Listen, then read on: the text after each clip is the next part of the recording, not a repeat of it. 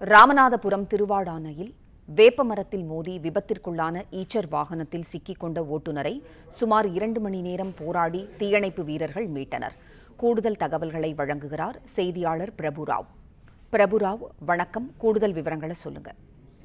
நிச்சயமாக நாகப்பட்டினத்தைச் சேர்ந்த மீன் ஏற்றும் சரக்கு லாரியானது மீன்களை ஏற்றிக் கொண்டு நாகப்பட்டினத்திலிருந்து கேரளாவிற்கு சென்ற மீன்களை இறக்கிவிட்டு இன்று அதிகாலை நாகப்பட்டினத்தை நோக்கி வந்து கொண்டிருந்த போது, குறிப்பாக அந்த கொச்சின் தொண்டி தேசிய நெடுஞ்சாலையில் திருவாரணை அருகே பாரதி நகர் என்ற பகுதியில் அதிவேகமாக வந்து அந்த சாலையின் வளைவில் திரும்பிய போது அந்த சரக்கு வாகனமானது கட்டுப்பாட்டை இழந்து சாலையின் அருகே இருக்கக்கூடிய அந்த வேப்ப மரத்தில் மோதி விபத்துக்குள்ளானது. இந்த விபத்தில் அந்த வாகனத்தை ஓட்டி வந்த ஓட்டுநர் சிவானந்தம் அந்த இடிபாட்டுக்குள் சிக்கினார். இந்த வாகனத்துக்குள் சிக்கிய நபரை மீட்பதற்காக உடனடியாக அங்கு இருக்கக்கூடிய மக்கள் திருவாரணைக்கு தீயணைப்பு துறையினருக்கு தகவல் கொடுத்தனர். அதன் அடிப்படையில் தீயணைப்பு துறையினர் வந்து அந்த வாகன இடிபாட்டுக்குள் சிக்கி இருந்த அந்த ஓட்டுநர் சிவானந்தத்தை சுமார் 2 மணி நேரம் போராடி மீட்டனர். அந்த மீட்ட சிவானந்தன் என்ற ஓட்டுநரானவர் தற்போது திருவாரணை அரசு மருத்துவமனையில் முதலுதவி சிகிச்சை அளிக்கப்பட்டு மேல் சிகிச்சைக்காக அவர் ராமநாதபுரம் அரசு மருத்துவமனைக்கு அனுப்பி வைக்கப்பட்டுள்ளார்.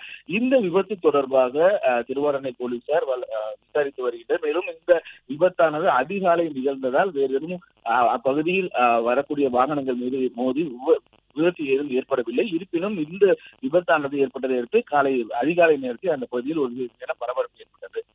பிளே ஸ்டோர் மற்றும் ஆப் ஸ்டோரில் இருந்து பாலிமர் செயலியை QR கோடு மூலம் பதிவிறக்கம் செய்யுங்கள். செய்திகளை உடனுக்குடன் பெறுங்கள்.